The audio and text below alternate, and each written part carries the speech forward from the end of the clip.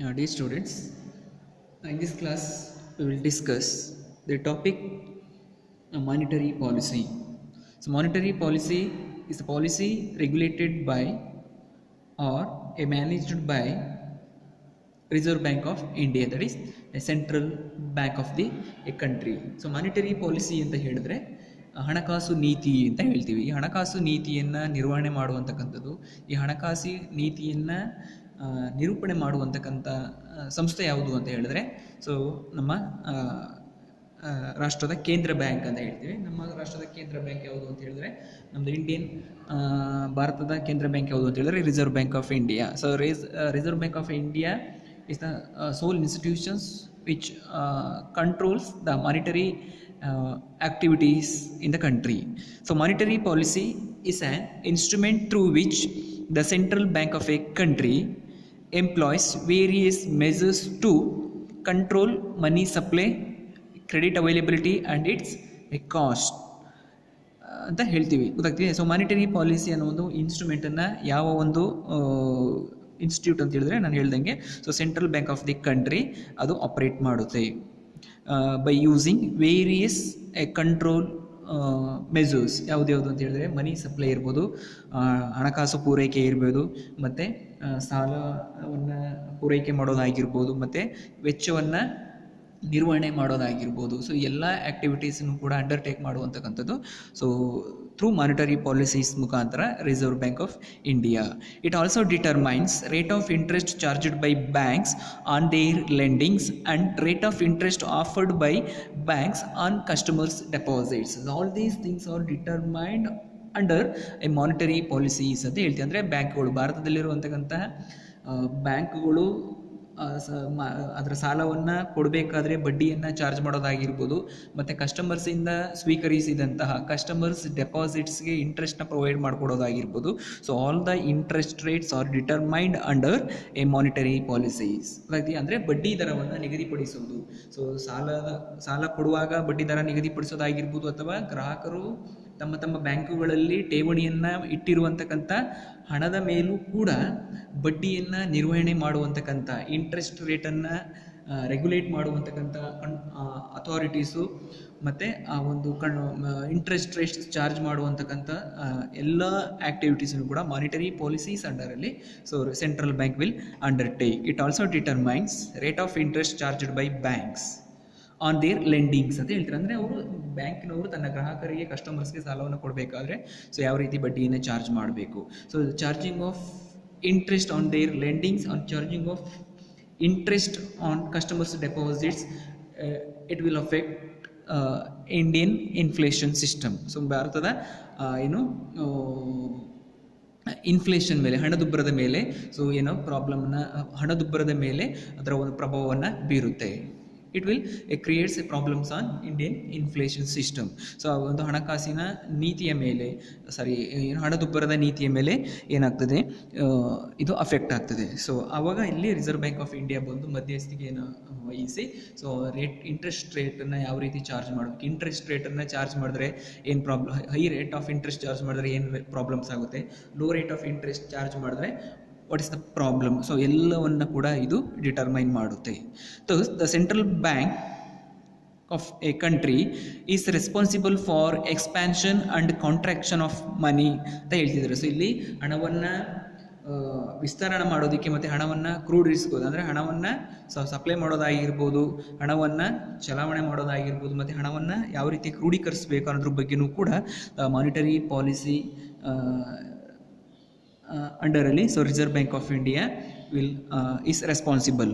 So bank credits as per the needy of the economy through regulations of interest rate. It is responsible for attaining predetermined pace of economic development. So this monetary policies is responsible through the Reserve Bank of India to determine the pace of economic development. ಅಲ್ವಾ. So ಈ ಭಾರತದ ಹಣಕಾಸು ನೀತಿ ಆ ದೇಶದ ಆರ್ಥಿಕ ಅಭಿವೃದ್ಧಿಯ ಮೇಲೆ ಪ್ರಭಾವವನ್ನು ಬೀರುತ್ತೆ, ಡಿಟರ್ಮೈನ್ ಮಾಡುತ್ತೆ. ಗೊತ್ತಾಗ್ತಿದೆಯಾ? So in India it is a successfully done by the RBI. So ಇಲ್ಲಿ ನಮ್ಮ ಭಾರತದಲ್ಲಿ ನಾನು ಮೊದಲೇ ಹೇಳ್ದಂಗೆ, ಸೊ ನಮ್ಮ ಭಾರತದಲ್ಲಿ ಹಣಕಾಸು ನೀತಿಯನ್ನು ಯಾರು ನಿರ್ವಹಣೆ ಮಾಡ್ತಿದ್ದಾರೆ, ಹಣಕಾಸು ನೀತಿಯನ್ನು ಯಾರು ನಿರೂಪಿಸ್ತಿದ್ದಾರೆ ಅಂತ ಹೇಳಿದ್ರೆ ನಮ್ಮದು central bank of the country, that is RBI, reserve bank of India. The RBI as a central bank of India is responsible for augmenting the credit facilities by providing a purposive directions as per the national priority. So national priority basis ಮೇಲೆ ನಮ್ಮ ಭಾರತದ ಏನು ಹಣಕಾಸು ನೀತಿಯನ್ನು reserve bank of India ಏನು ಮಾಡುತ್ತೆ, regulate ಮಾಡುತ್ತೆ. ಏನಕ್ಕೆ ಅಂದರೆ reserve bank of India is our central bank of the country. So ನಮ್ಮ ದೇಶದ ಯಾವುದು ಕೇಂದ್ರ ಬ್ಯಾಂಕ್ ಯಾವುದಂತ ಕರಿತೀವಿ ಅಂತ ಹೇಳಿದ್ರೆ, so reserve bank of India ಅದು ನಮ್ಮ ದೇಶದ ಹಣಕಾಸು ನೀತಿಯನ್ನು ನಿರ್ವಹಣೆ ಮಾಡುವಂತಕ್ಕಂಥದ್ದು. ಗೊತ್ತಾಗ್ತಿದೆಯಾ? ಸೊ ನೋಡಿ, ಇನ್ India it is a successfully done by means the monetary activities or the monetary policies is successfully done by our central bank, Reserve Bank of India. The RBI as a central bank of India is responsible for regulating the credit facilities by providing purposive directions as per the national priority. So this is about introductions to a monetary policies. ಗೊತ್ತಾಗ್ತದೆ? So monetary policies ಅಂದರೆ ಹಣಕಾಸು ನೀತಿ. ಹಣಕಾಸು ನೀತಿಯನ್ನು ನಿರ್ವಹಣೆ ಮಾಡುವಂತಕ್ಕಂಥ ಸಂಸ್ಥೆ ಯಾವುದು ಅಂತ ಹೇಳಿದ್ರೆ ನಮ್ಮ ಭಾರತದಲ್ಲಿ central bank, that is RBI. So ಇದು RBI ನಮ್ಮ ಭಾರತದಲ್ಲಿರುವಂತಕ್ಕಂಥ ಹಣಕಾಸು ಚಲಾವಣೆಯನ್ನು ನಿರ್ವಹಣೆ ಮಾಡುವುದು, ಹಣಕಾಸು ಪೂರೈಕೆ ಆಗಿರ್ಬೋದು, ಹಣಕಾಸಿನ ವೆಚ್ಚವನ್ನು ನಿರ್ವಹಣೆ ಮಾಡೋದಾಗಿರ್ಬೋದು, ಅಥವಾ ಸಾಲದ ನಿರ್ವಹಣೆ ಆಗಿರ್ಬೋದು, ಮತ್ತು ನಮ್ಮ ದೇಶದಲ್ಲಿ ಬ್ಯಾಂಕುಗಳು ಗ್ರಾಹಕರಿಗೆ ಕೊಡುವಂತಕ್ಕಂಥ ಸಾಲದ ನಿರ್ವಹಣೆ ಆಗಿರ್ಬೋದು, ಸಾಲದ ಬಡ್ಡಿ ನಿರ್ವಹಣೆ ಆಗಿರ್ಬೋದು, ಮತ್ತು ಗ್ರಾಹಕರು ಬ್ಯಾಂಕಿನಲ್ಲಿ ಡೆಪಾಸಿಟ್ ಮಾಡಿರುವಂತಕ್ಕಂಥ ಬಡ್ಡಿಯನ್ನು ಇಂಟ್ರೆಸ್ಟನ್ನು ರೆಗ್ಯುಲೇಟ್ ಮಾಡೋದಾಗಿರ್ಬೋದು, ಮತ್ತು ನಮ್ಮ ದೇಶದ ಹಣಕಾಸಿನ ಸ್ಥಿತಿಗತಿಯನ್ನು, ನಮ್ಮ ದೇಶದ ಆರ್ಥಿಕ ಅಭಿವೃದ್ಧಿಯನ್ನು ನಿರ್ವಹಣೆ ಮಾಡುವಂತಕ್ಕಂಥ ಎಲ್ಲ ಚಟುವಟಿಕೆಗಳನ್ನು reserve bank of India through RBI monetary policies ಮುಖಾಂತರ ರೆಗ್ಯುಲೇಟ್ ಮಾಡುವಂತಕ್ಕಂಥದ್ದು. ಇದು monetary policies. Next the meaning of monetary policy, the policy by which the desired level of money flow and it's demand is regulated by is regulated to achieve a predetermined pace of an economic development is called as monetary policy ಅಂತ ಹೇಳ್ತೀವಿ. So the policy by which the desired level of money flows means inflow and outflow of cash. So ಅದು ಹಣಕಾಸಿನ ಒಳಹರಿವಾಗಿರ್ಬೋದು ಅಥವಾ ಹೊರ ಹರಿವಾಗಿರ್ಬೋದು. So ಈ ಒಂದು ಲೆವೆಲನ್ನು monitor ಮಾಡುವಂತಕ್ಕಂಥ ಮತ್ತು ಹಣಕಾಸಿನ ಬೇಡಿಕೆಯನ್ನು ಮ್ಯಾನೇಜ್ ಮಾಡುವಂತಕ್ಕಂಥ ಕೆಲಸವನ್ನು ರೆಗ್ಯುಲೇಟಿಂಗ್ ಮಾಡುವಂತಕ್ಕಂಥ ಅಥಾರಿಟಿ ಯಾರಿಗಿರುತ್ತೆ ಅಂತ ಹೇಳಿದ್ರೆ, ಸೊ ಮಾನಿಟರಿ ಪಾಲಿಸೀಸ್ ಮುಖಾಂತರ ರಿಸರ್ವ್ ಬ್ಯಾಂಕ್ ಆಫ್ ಇಂಡಿಯಾಗೆ ಇರುತ್ತೆ. ಏನಕ್ಕೆ ಅಂತ ಹೇಳಿದ್ರೆ, to achieve the predetermined pace of economic development. ಇದನ್ನು ಏನಕ್ಕೆ ಇವರು ಮಾಡ್ತಾರೆ? ಹಣಕಾಸಿನ ನಿರ್ವಹಣೆಯನ್ನು, ಹಣಕಾಸಿನ ನೀತಿಯ ಮುಖಾಂತರ ಹಣಕಾಸಿನ ಚಲಾವಣೆಯನ್ನು, ಹಣಕಾಸಿನ ಅದರ ಪೂರೈಕೆಯನ್ನು, ಹಣಕಾಸಿನ ಬೇಡಿಕೆಯನ್ನು ಯಾವ ರೀತಿ ಇವರು ಮ್ಯಾನೇಜ್ ಮಾಡ್ತಾರೆ, ಏನಕ್ಕೆ ಮ್ಯಾನೇಜ್ ಮಾಡ್ತಾರೆ, ರೆಗ್ಯುಲೇಟ್ ಮಾಡ್ತಾರೆ ಅಂತ ಹೇಳಿದ್ರೆ, to the development of the economical development of the country, ದೇಶದ ಆರ್ಥಿಕ ಅಭಿವೃದ್ಧಿಯನ್ನು ಅಭಿವೃದ್ಧಿಪಡಿಸೋದಕ್ಕೆ, ಎಕನಾಮಿಕ್ ಡೆವಲಪ್ಮೆಂಟ್ ಮಾಡೋದಕ್ಕೆ through reserve bank of India monetary policies ಮುಖಾಂತರ ಇಂಡಿಯನ್ ಮಾನಿಟರಿ ಆ್ಯಕ್ಟಿವಿಟೀಸ್ನ, ಹಣಕಾಸಿನ ಚಟುವಟಿಕೆಗಳನ್ನು ಸರಿಯಾದ ರೀತಿಯಲ್ಲಿ ನಿರ್ವಹಣೆ ಮಾಡುವಂಥದ್ದು. ಅದನ್ನು ನಾವು ಮಾನಿಟರಿ ಪಾಲಿಸೀಸ್ ಅಂತ ಹೇಳ್ತೀವಿ. ಇಲ್ಲಿ ಸರ್ಟೈನ್ ರೂಲ್ಸ್ ಆ್ಯಂಡ್ ರೆಗ್ಯುಲೇಷನ್ಸು, ಗೈಡ್ಲೈನ್ಸ್ನ ಅವರು ದಿಸ್ ಪಾಲಿಸೀಸ್ ಬೇಸಿಸ್ ಮೇಲೆ ಪ್ರಿಪೇರ್ ಮಾಡ್ತಾರೆ. So through that Indian economic ಸಿಸ್ಟಮ್ನ ಡೆವಲಪ್ ಮಾಡೋದಕ್ಕೆ ಇವರು ಮುಂದೆ ಬರ್ತಾರೆ. Next objectives of monetary policy.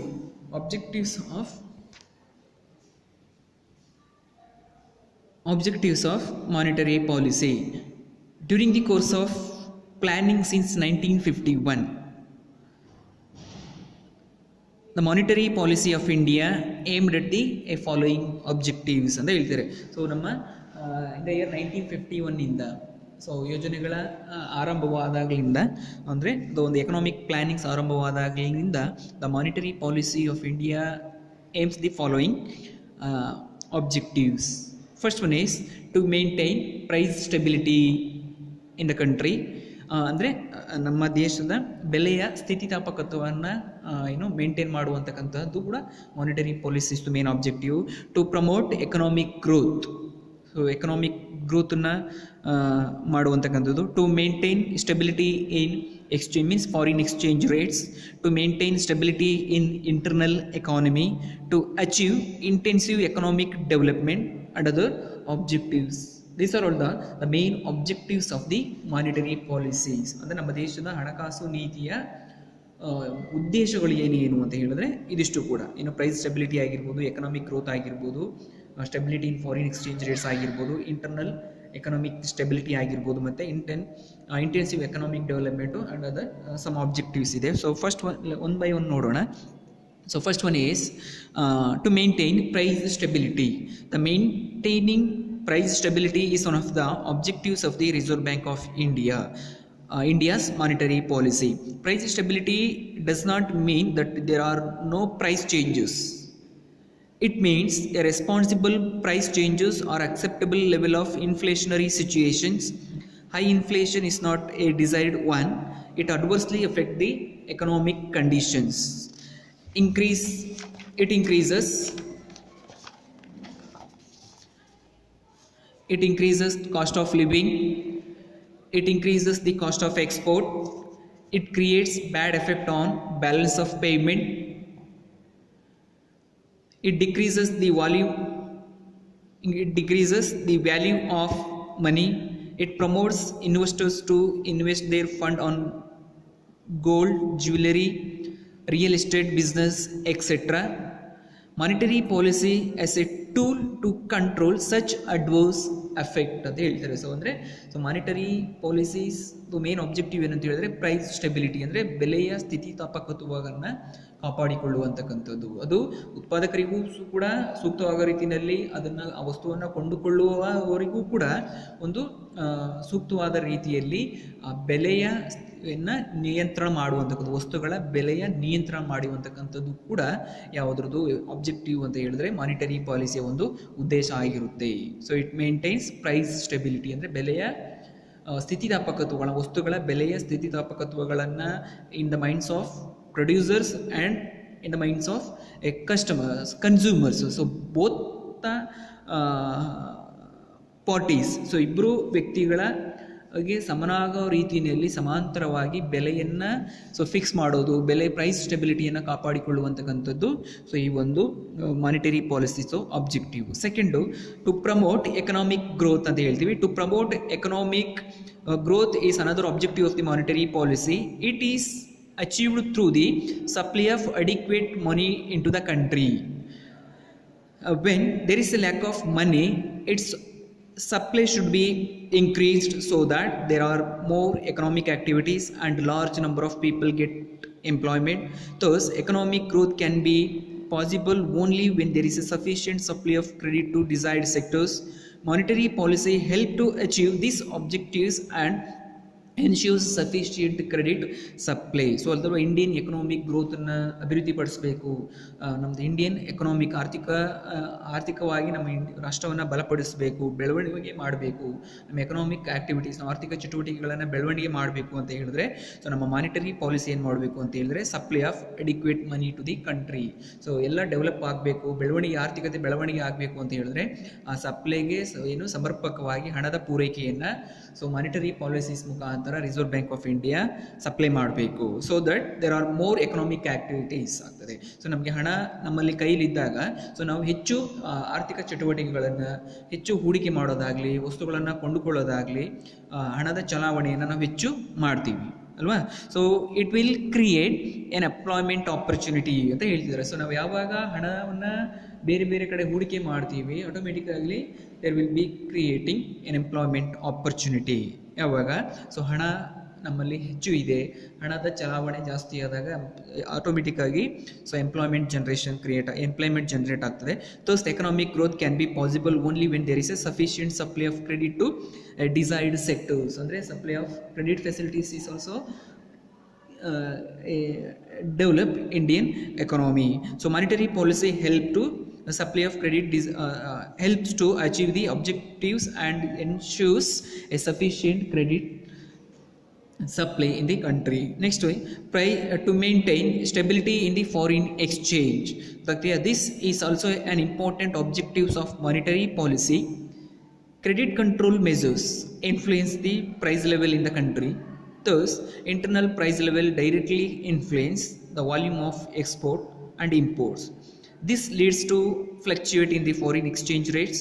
By applying the measures of credit controls, monetary policy ensures that there are no violent fluctuations in the economic fluctuations in the exchange rates.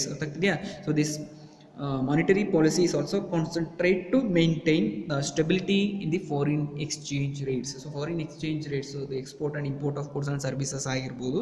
So ಅಲ್ಲಿ ನಾವು ಈಸಿಯಾಗಿ export and ಇಂಪೋರ್ಟನ್ನು ನಾವು ಈಸಿಯಾಗಿ ಮಾಡಬೇಕು ಅಂತ ಹೇಳಿದ್ರೆ, so we should maintain a internal price level in the country. So ನಾವು internal price ಲೆವೆಲ್ನ ಪ್ರಾಪರಾಗಿ ನಾವು ಸ್ಟೇಬಲ್ ಆಗಿ ಮೇಂಟೈನ್ ಮಾಡಿದರೆ it will helps to do the foreign exchange transactions. Next, to maintain stability in the internal economy.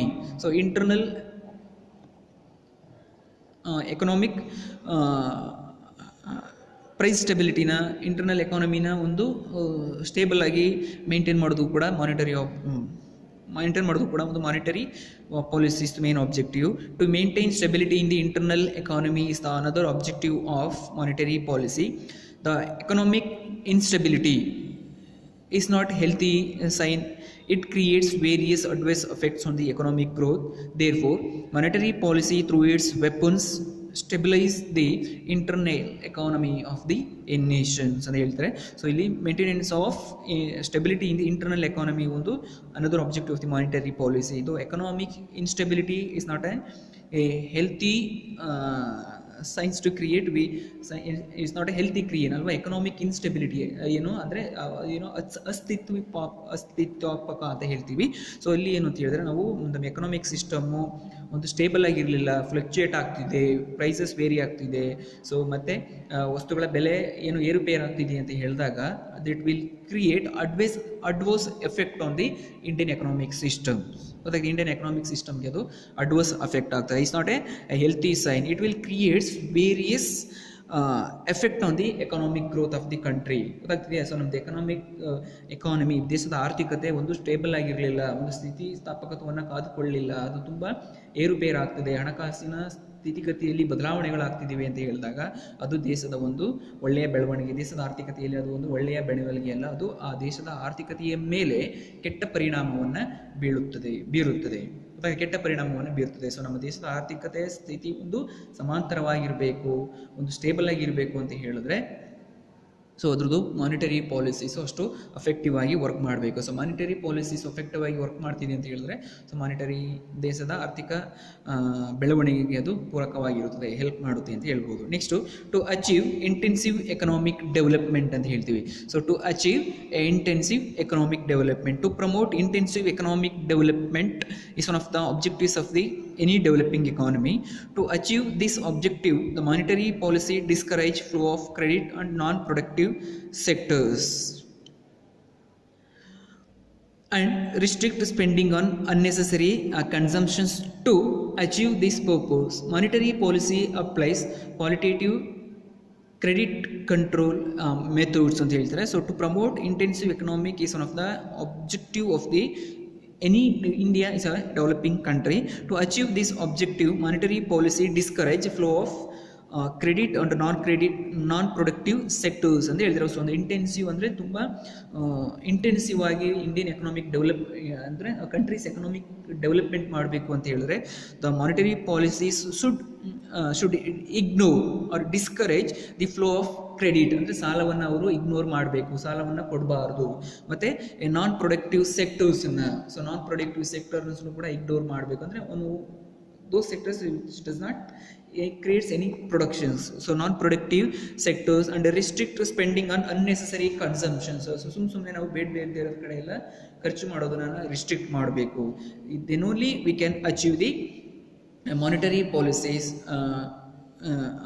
Monetary policies ಮುಖಾಂತರ so ನಾವು ಒಂದು intensive economic ಗ್ರೋತನ್ನು achieve ಮಾಡ್ಬೋದು. ಸೊ ಏನಂದರೆ ಅನ್ನೆಸೆಸರಿ ಕನ್ಸಂಪ್ಷನ್ಸ್ ಆಗಿರ್ಬೋದು, ಫ್ಲೋ ಆಫ್ ಕ್ರೆಡಿಟ್ನ ಕಂಟ್ರೋಲ್ ಮಾಡೋದಾಗಿರ್ಬೋದು, ಮತ್ತು ನಾನ್ ಪ್ರೊಡಕ್ಟಿವ್ ಸೆಕ್ಟರ್ಸ್ನ ಇಗ್ನೋರ್ ಮಾಡೋದಾಗಿರ್ಬೋದು, ಡಿಸ್ಕರೇಜ್ ಮಾಡೋದ್ರ ಮುಖಾಂತರ ಸೊ ಇಂಟೆನ್ಸಿವ್ ಎಕನಾಮಿಕ್ ಡೆವಲಪ್ಮೆಂಟ್ನ ನಾವು ಅಚೀವ್ ಮಾಡ್ಬೋದು ಅಂತ ಹೇಳ್ತಿದ್ದಾರೆ. Next last one, other objectives. So other objectives of monetary policies includes the followings. They are to control economic cycles, to promote savings and tap potential savings, to mobilize capital for investment purposes, to provide incentives to investments and to build good investment climates in the country, to promote overall growth of the country economy through catering the credit needs for agriculture, industry, trade, commerce and other productive sectors, to curb inflationary situations. These are all the other objectives of the monetary policies to develop Indian economy. So Indian ಎಕಾನಮಿನ develop ಮಾಡೋದಕ್ಕೆ, ಭಾರತದ ಆರ್ಥಿಕ ಅಭಿವೃದ್ಧಿಯನ್ನು, ಭಾರತದ ಆರ್ಥಿಕ ಬೆಳವಣಿಗೆಯನ್ನು ಮಾಡೋದಕ್ಕೆ so the monetary ಪಾಲಿಸಿಯ ಉದ್ದೇಶಗಳು, ಹಣಕಾಸು ನೀತಿಯ ಉದ್ದೇಶಗಳು. ಸೊ ಇದು ಏನಕ್ಕೆ ಅಂತ ಹೇಳಿದ್ರೆ, ಇದು ನಮ್ಮ ಇಂಡಿಯನ್ ಎಕಾನಮಿನ ಎಕನಾಮಿಕಲಿ ಸ್ಟ್ರಾಂಗ್ ಮಾಡೋದಕ್ಕೆ, ಫಿನಾನ್ಷಿಯಲಿ ಸ್ಟ್ರಾಂಗ್ ಮಾಡೋದಕ್ಕೆ ಇರುವಂತಕ್ಕಂಥ policies main objectives. Thank you.